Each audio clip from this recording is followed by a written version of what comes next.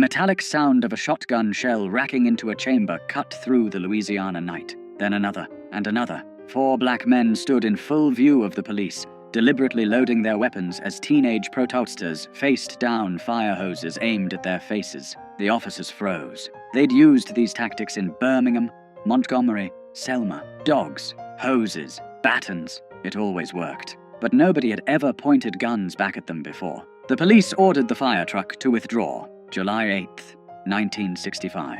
Bogalusa, Louisiana. A white mob surrounded peaceful civil rights marchers outside City Hall, hurling rocks, closing in for the attack that would send them running like they always did. Then 3 shots cracked across the crowd. A white man dropped, hit in the chest. The mob scattered in seconds, and for the first time in the history of the American civil rights movement, a black man had shot a white man in self-defense during a demonstration and lived to tell about it. His name was Henry Austan.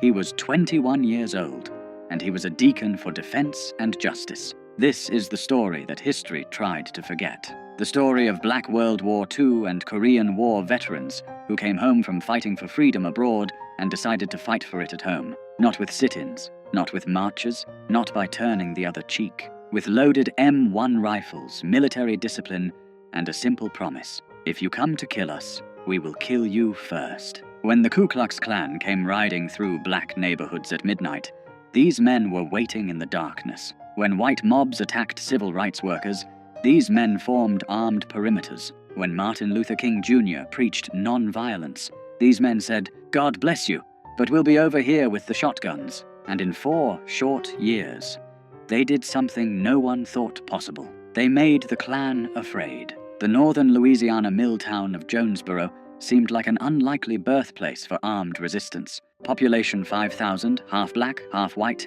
entirely segregated. The paper mill paid the wages.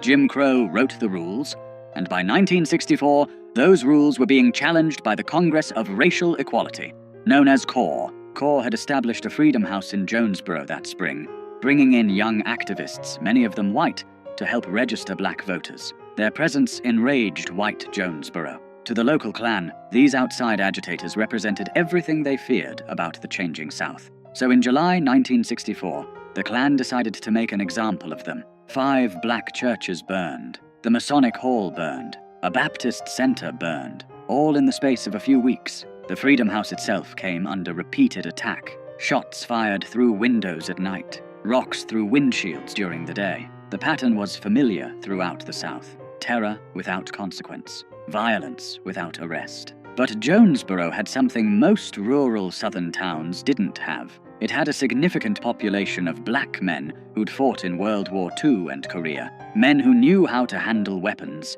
Men who'd faced enemy fire on 2 continents. Men who'd been promised that their service to their country would mean something when they came home. They'd been lied to. Ernest Thomas had been born in Jonesboro on November 20th, 1935. He'd grown up fighting white boys for access to swimming holes, learning early that rights went to those who fought for them, not to those who asked politely. After military service, he'd returned home believing that political change had to be secured by force, not moral appeal. The Klan's July rampage proved him right. Frederick Douglass Kirkpatrick had been named after the great abolitionist. Born in 1933 in Haynesville, Louisiana, he'd excelled at Grambling, earning a degree in biology while playing football. His imposing physical presence made him hard to ignore. His education made him hard to dismiss, and his position as gym teacher at the segregated black high school gave him access to the community's young men. Before the convoy, 2 separate groups had already formed to protect corps workers. Thomas led one group of sentries who guarded the Freedom House at night. Kirkpatrick organized another that monitored police arrests and worked to keep the community safe. Both groups were informal, unorganized, reactive. The July Klan convoy changed everything. Thomas and Kirkpatrick met with about 20 other men in November 1964. Most were veterans. All were tired. Tired of watching their churches burn. Tired of watching their children terrorized. Tired of being told to wait, to be patient, to let the system work. The system was working, just not for them. They called themselves the Deacons for Defense and Justice. The name was strategic. Deacon implied respectability, religious values, community service. It made them sound like a church group. which is exactly what they wanted white folks to think. What they actually were was a disciplined armed self-defense organization with clear rules. Never fire first. Always fire back. Protect civil rights workers, their families, and the black community. Use military tactics, military discipline, military precision. The Deacons established membership criteria that would have made the Army proud. Men only, over 21, American citizens, married men with military service preferred, registered voters, no hotheads. Anyone with a reputation for starting trouble was rejected. This wasn't about revenge. It was about protection. They organized CB radio networks and walkie-talkies for communication. They ran nighttime patrols through black neighborhoods in cars. They stationed armed guards outside the Freedom House, and they made sure everyone, black and white, knew they were there. In early 1965, black students in Jonesboro picketed the local high school, demanding integration. Hostile police arrived with fire trucks, preparing to turn hoses on the teenagers. It was Bull Connor's playbook, proven effective in Birmingham. Then a car pulled up carrying 4 Deacons. In full view of the police, these men calmly loaded their shotguns. The metallic sound of shells racking into chambers carried across the street. The police looked at the shotguns. They looked at the men holding them, men who clearly knew how to use them, and they ordered the fire truck to withdraw. It was the first time in the 20th century that an armed black organization had successfully used weapons to defend a lawful protest against an attack by law enforcement. The students continued their protest, unmolested. Word spread about the men with guns, about the Klan backing down, about a new kind of resistance. Then corps workers in Jonesboro shared something remarkable. After the successful library integration, the Ku Klux Klan burned crosses in response, as they always did. But the Deacons wrote leaflets threatening to kill anyone who burned another cross. They had black housekeepers distribute these leaflets directly into white homes. The cross burnings stopped. In February 1965, Kirkpatrick and Thomas received an urgent message from Bogalusa, Louisiana, 300 miles to the southeast. Black activists there were under siege. They needed help. February 21st, 1965. The day Malcolm X was shot in New York, Kirkpatrick, Thomas, and a Corps field secretary traveled to Bogalusa to organize the 2nd Deacons chapter. If Jonesboro had been difficult, Bogalusa was a nightmare. The city of 22,000 was a company town, dominated by Crown Zellerbach, a massive paper mill operation. Roughly 40% of residents worked for the company. 70% of the city's taxes came from Crown Zellerbach employees, and approximately 100 of those employees were Ku Klux Klan members. The mill embodied segregation. Black workers couldn't eat with whites, couldn't sit in the same break rooms, couldn't use the same restrooms, couldn't hold supervisory positions no matter how qualified. They did the hardest, dirtiest, most dangerous work for the lowest wages. When they complained, they got fired. When they organized, they got killed. In early 1965, Washington Parish hired its first black deputy sheriffs. Within weeks, both were targeted. One was Ambas, innated. The other barely survived an attack in the small town of Varnado, just north of Bogalusa. The killers were never apprehended. The message was clear. Black people in positions of authority would be removed by any means necessary. Into this environment stepped 3 men who would lead the Bogalusa Deacons: Robert Hicks, A.Z. Young, and Charles Sims. All worked at Crown Zellerbach. All had reached their breaking point. Charles Sims became the face of the Bogalusa Deacons. A World War II veteran, he was described by journalists as grizzled, intimidating, with beady eyes and a gap where 2 teeth should be. Jet magazine called him the man most feared by whites in Louisiana. When reporters asked if he'd ever been arrested for battery, Sims estimated about 20 times. When they asked, battery with what? He just held up his fists. But Sims's public persona as a tough guy masked something more important: tactical discipline. He understood that protection required deterrence, and deterrence required fear. If white segregationists believed the Deacons were more dangerous than they actually were, so much the better. The goal wasn't to fight. It was to make sure fighting never became necessary. Robert Hicks had publicly demanded that black workers at the mill receive equal promotion opportunities. This made him a target. In early 1965, a coffin appeared in his yard with his name painted on the side. A burning cross accompanied it. The Klan's traditional calling card: stop your agitation or die. Hicks didn't stop. The Deacons made sure he didn't have to. The Bogalusa chapter grew rapidly. Deacons established 24-hour armed guard rotations around Hicks's home and the homes of other activists. They patrolled black neighborhoods in vehicles equipped with CB radios. They created quick response teams that could be anywhere in the city within minutes. And they made one thing absolutely clear. If you attacked a black person in Bogalusa, you would be shot. In spring 1965, a young deacon named Henry Austan, a 21-year-old insurance collector, finished his rounds in Washington Parish as the sun set. Heading back toward Bogalusa down a dirt road, he noticed headlights behind him. They came closer, too close. Austan realized he was being pursued by Klansmen. The cars chased him to a bridge. They pulled alongside, trying to force him off the road. Austan had two choices: die or fight. He chose to fight. Opening fire with his pistol through his own car window, he hit the lead vehicle.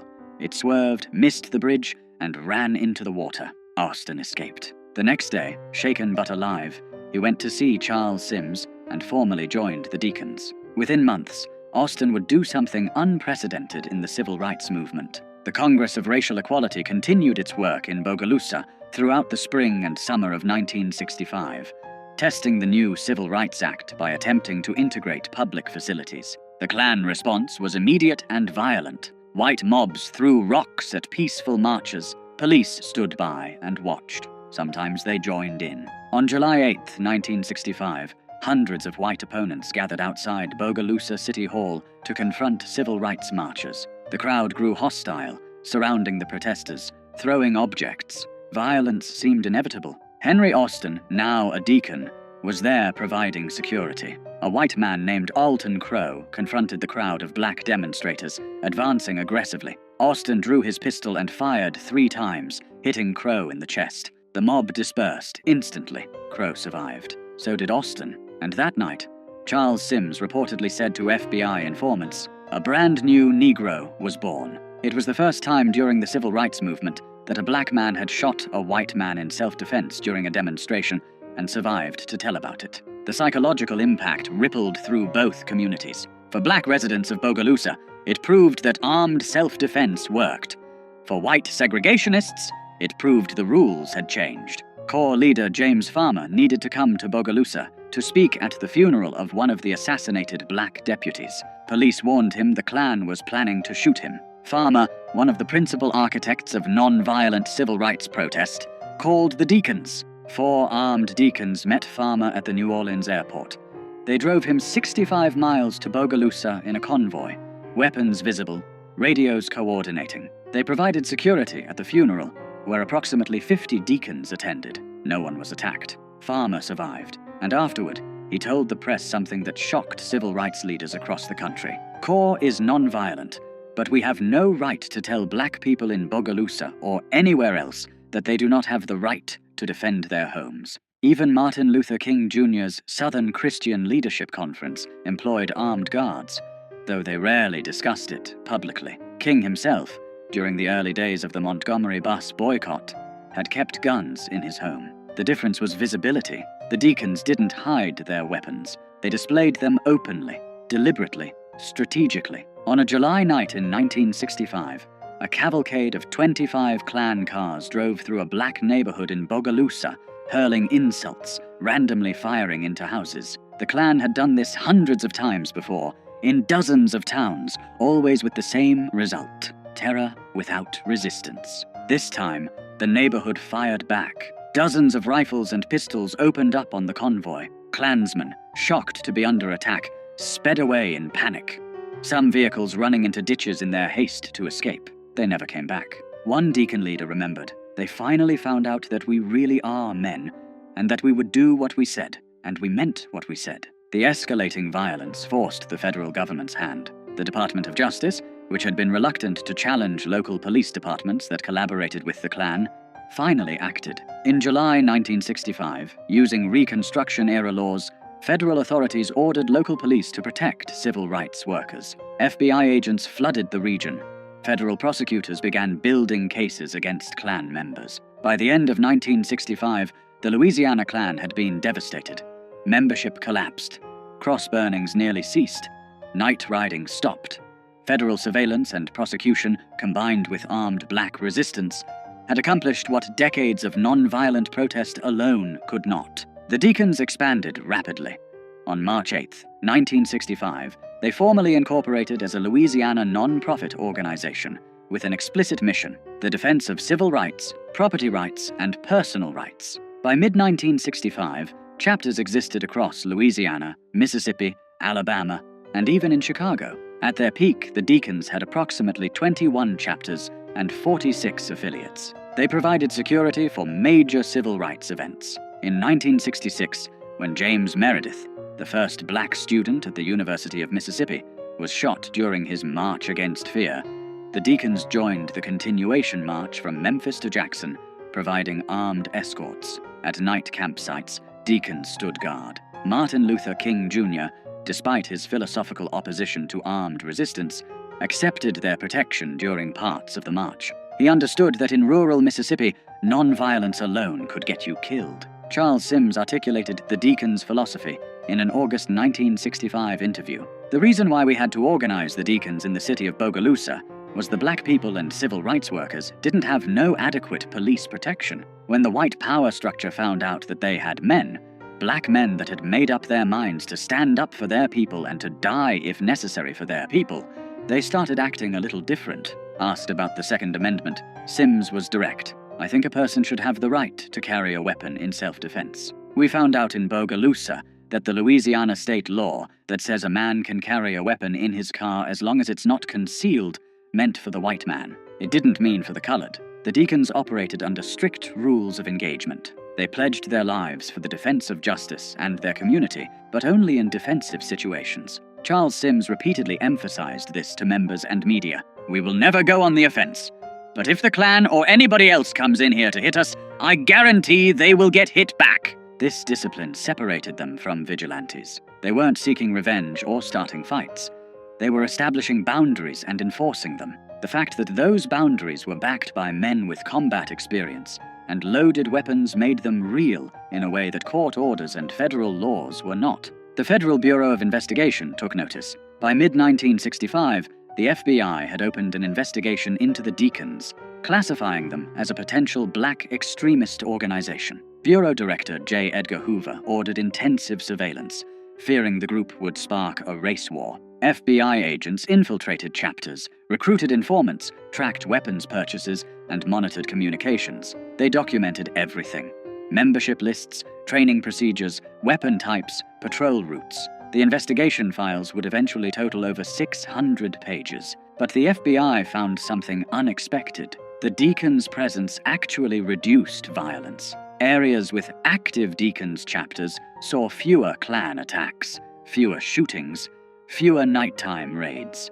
Armed deterrence worked. The Deacons' effectiveness in Bogalusa had additional consequences. Robert Hicks, the activist whose home had been threatened with the coffin, turned to the court system in late 1965 to challenge workplace discrimination at Crown Zellerbach. His lawsuit, backed by federal civil rights enforcement and protected by the Deacons, opened previously closed job opportunities and promotions for black workers at the mill. The combination of federal legal action, armed self-defense, and organized protest proved more effective than any single approach alone. Black voter registration in the region increased dramatically. By the late 1960s, black residents were serving in law enforcement positions throughout rural Louisiana, something unthinkable just years earlier. But success brought complications. The Black Power movement, emerging in 1966 with Stokely Carmichael's famous call in Mississippi, attracted national attention. The Black Panther Party,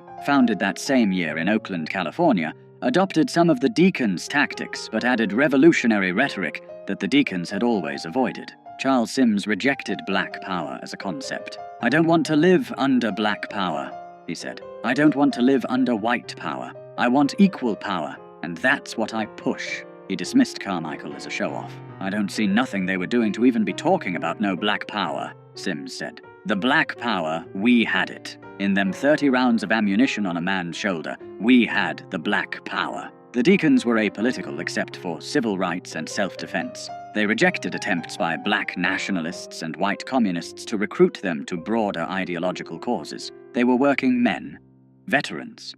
Family men. They weren't revolutionaries. They just wanted to protect their community and enforce their constitutional rights. As federal civil rights enforcement improved, and the Voting Rights Act of 1965 began changing the political landscape, the acute need for armed self-defense diminished. The Deacons had forced the federal government to intervene. Once that intervention came, their role became less critical. By 1968, Deacons' activity had declined significantly. The Black Panther Party, with its more militant rhetoric and urban focus, captured media attention and overshadowed the rural, working-class, defensive approach of the Deacons. The FBI, concerned about urban riots and revolutionary movements, shifted its surveillance away from the Deacons toward these newer organizations. The Deacons never completely disbanded, but they faded from public view. Their story was largely forgotten, overshadowed by the more visible narrative of non-violent resistance led by Martin Luther King Jr.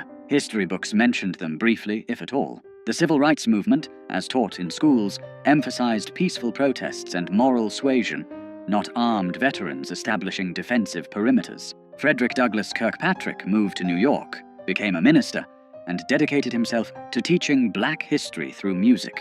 He recorded several albums with Smithsonian Folkways, including songs honoring civil rights leaders and the Deacons themselves. He died in 1986. Charles Sims remained in Bogalusa, continuing to advocate for equal rights through legal means. Robert Hicks stayed active in the community until his death in 2010. His home was listed on the National Register of Historic Places in 2015, recognized as the birthplace of the Bogalusa Deacons chapter. Plans for a civil rights museum at the site continue. Ernest Thomas's later life remains less documented, but his role as co-founder ensured his place in the hidden history of armed resistance during the civil rights movement. In 2003, Showtime produced a television movie, Deacons for Defense, directed by Bill Duke and starring Forrest Whitaker and Ossie Davis. It brought the story to a new generation, though like all dramatizations, it simplified complex events. The Deacons' legacy raises uncomfortable questions about the civil rights movement's dominant narrative.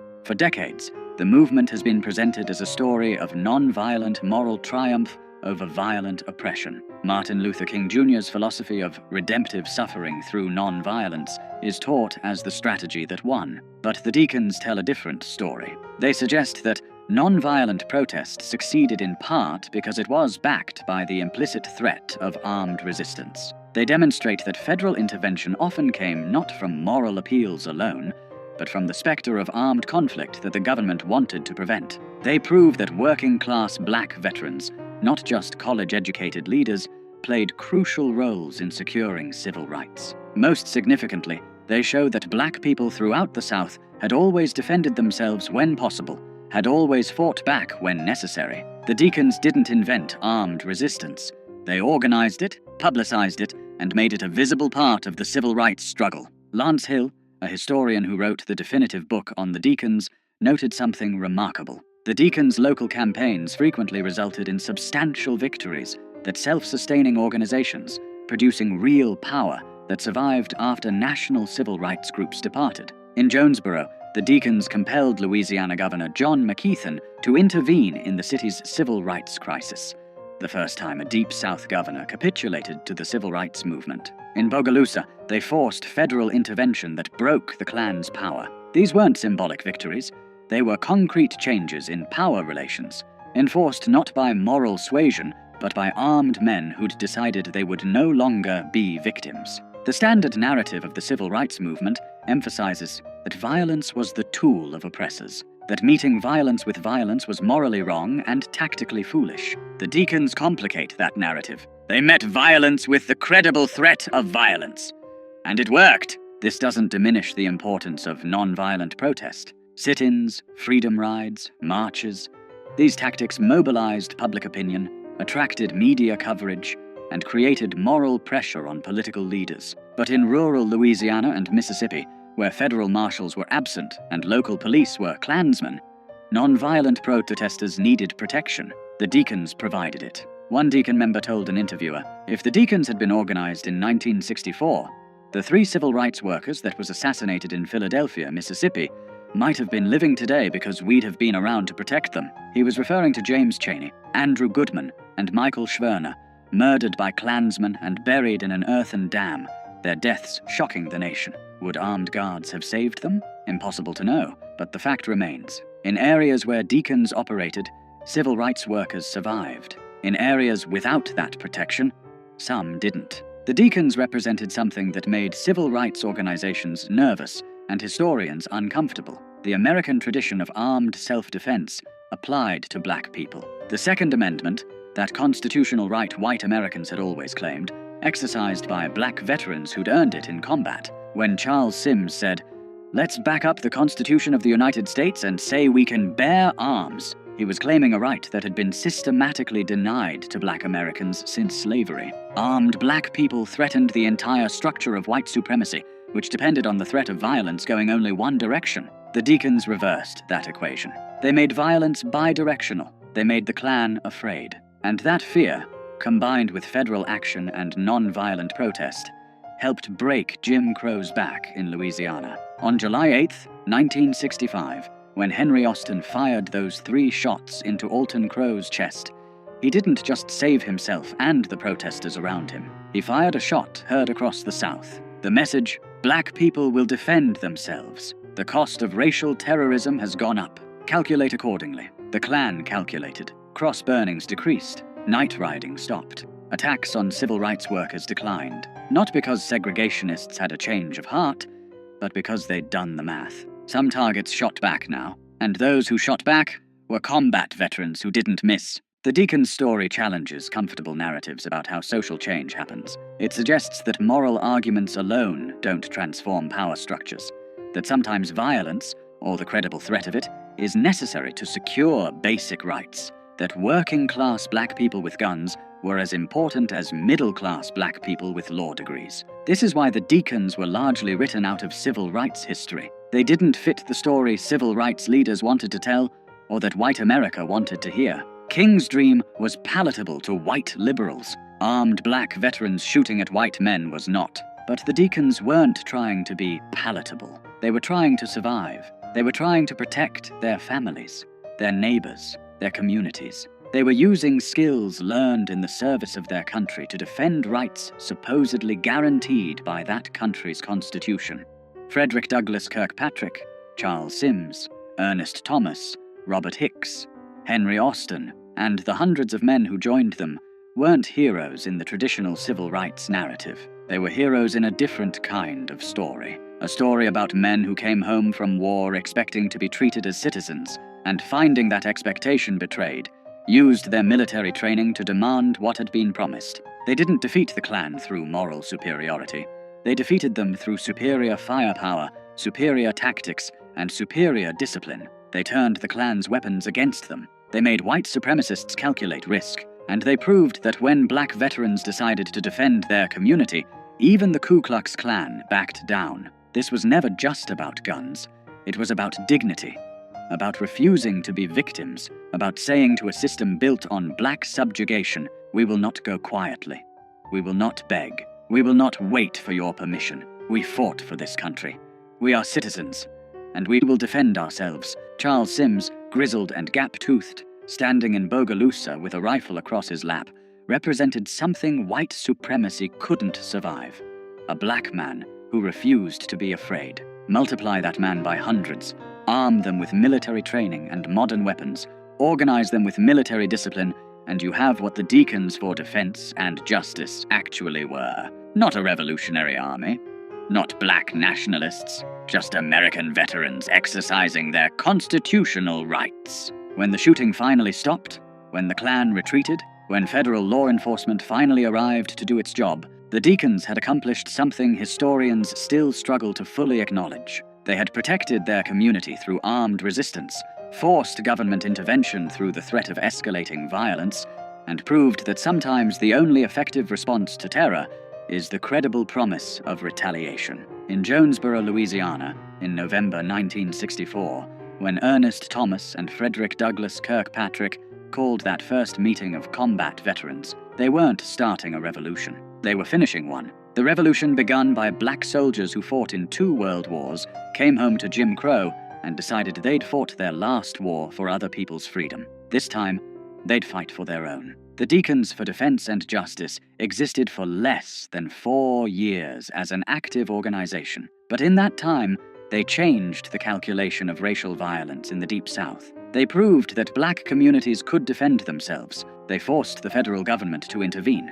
And they demonstrated that the Second Amendment applied to black veterans too, whether white supremacists liked it or not. When history remembers the civil rights movement, it remembers the marches, the sit-ins, the speeches, the songs. It should also remember the sound of shotguns racking rounds into chambers, the sight of combat veterans standing guard, and the moment the Ku Klux Klan realized that this time, someone would shoot back.